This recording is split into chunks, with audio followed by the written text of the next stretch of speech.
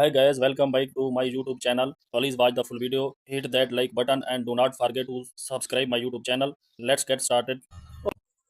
Open the pixel app, select the import button. Go to the gallery, select a picture, adjust the picture, change the background, select the result color, enable button down, adjust the picture. Then select the import button, go to the gallery,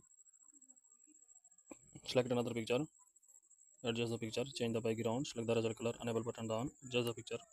Save the picture, select the save button, adjust the save confirmation.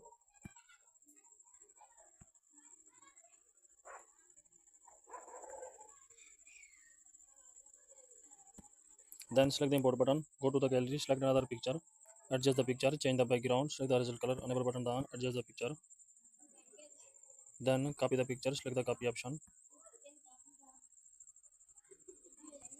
change the background, select the color option, adjust the color. Please like the video and subscribe the channel.